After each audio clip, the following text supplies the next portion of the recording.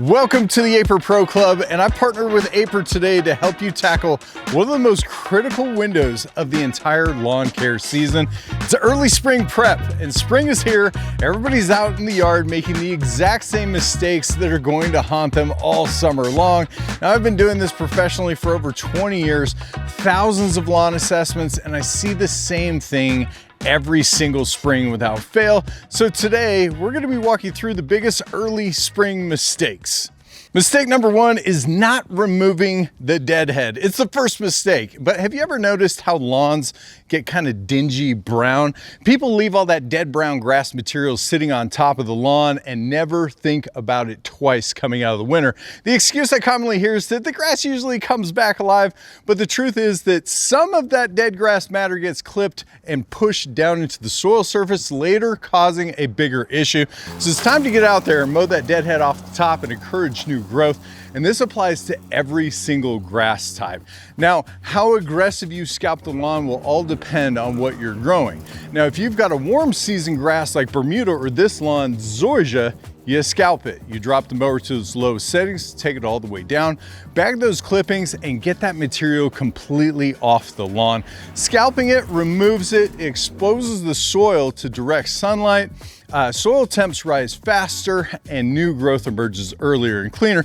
Now, one important note, this is for Bermuda and Zoysia. St. Augustine does not regenerate from the roots. So when it comes to St. Augustine, just take a little bit off the top. Cool season guys like me take a slightly different approach. You take off what you need to. If you have green growth throughout the cut at 2 inches, take it down to 2 inches. If that green growth starts at 1 inch, you could go lower, but the name of the game is to take off the dead head. The payoff is a healthier, greener lawn. So satisfying.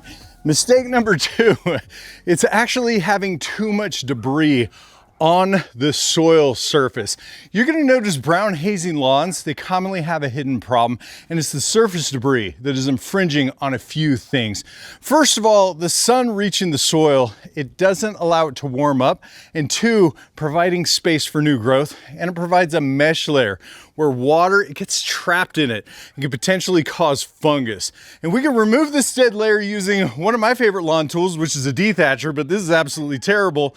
But I love the dethatchers and scarifiers that are mechanical. It's a simple device that combs the soil surface, removes this matted mess, brings it all to the surface so we can just discard the material. So as far as the scarifier and the dethatcher goes, the dethatcher, it kind of comes through almost like a scalp brush, and the scarifier digs ruts through the root layer to provide new growth. It's a perfect springtime activity for most grass types, but if you have St. Augustine and centipede grass, it's better to lay off due to their growing activities. And if you have Bermuda, just make sure that you use the dethatcher and set the height above the stolons so they don't get caught up and wrapped in the machine. But using the scarifier, it's one of the healthiest things that you could do to Bermuda because you're gonna cut through the runners and really encourage new growth.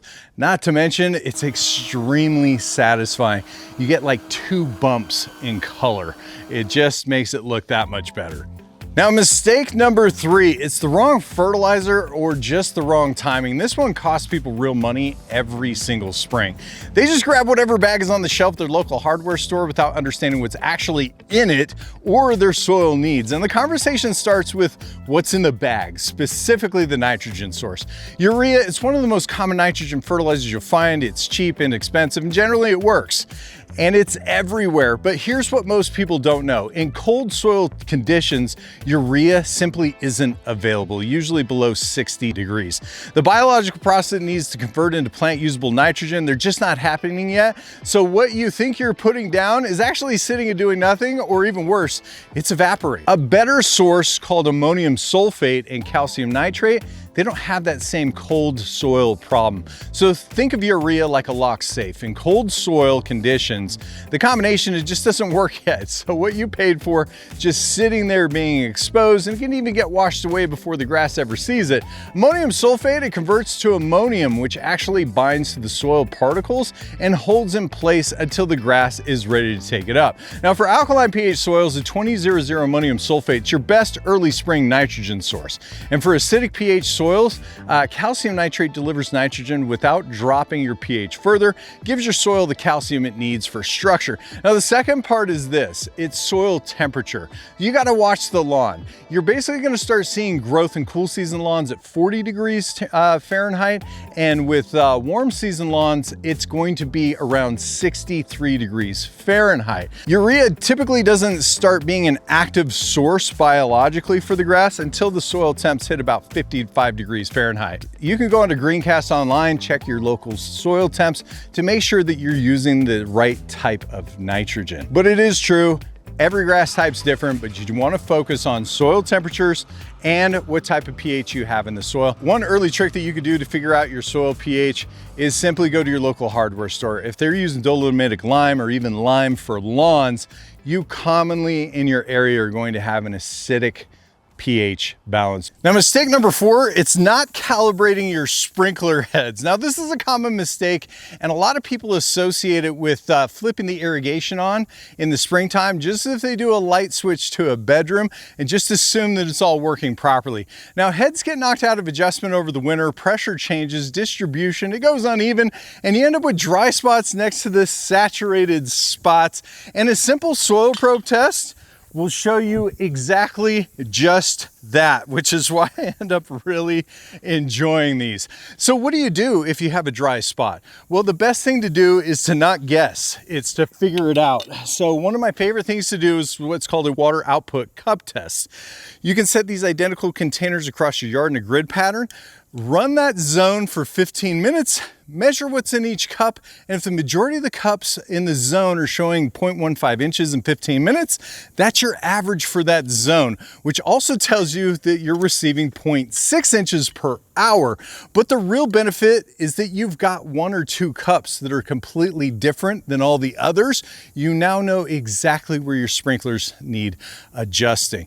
Doing this exercise early spring, it's gonna save you a ton of headache in the weeks to come. Not to mention, it's gonna tell you your hourly output. But now is the perfect time to talk about our sponsor and what makes the IrriSense 2 such a remarkable product. It takes all the hassle out of the way. No more calibrating heads, no more guessing. And with our climate-based suggestions, if it rains, the IrriSense plugs that into the equation. It also irrigates in inches per week and cross-references that data with its own local database that considers evaporation rates. Now, I've water cup tested the IrriSense myself, and I'm very pleased to say that it's accurate. But it also has zoning capabilities. So if you have a garden in the middle of your zones, it's gonna have different watering habits than grass. You can now zone out a garden area and water it separately. The IrriSense 2, it's more than just a smart sprinkler controller. It also supports fertigation using products like Aiper Soil Pulse Organic Soil Amendment, allowing nutrients and beneficial microbes to be distributed directly through the irrigation system. So many advantages. I'll be sure to post a link of the product in the description of the video. This also brings us to mistake number 5, watering wrong. Watering wrong typically falls in 2 different categories. You're either watering way too much or too little. Now, too much water and you're promoting fungus. Too little and the grass, it can't pull enough moisture through the root zone and stay green and push new growth and healthy roots. So the rule that I live by, it's really simple. Never let the soil fully dry out, but never oversaturate it for long periods of time. And the biggest thing to understand is watering, it goes on a curve. So in the springtime, there's less evaporation. Summer has a lot of evaporation. Fall time starts winding down the other side of the curve.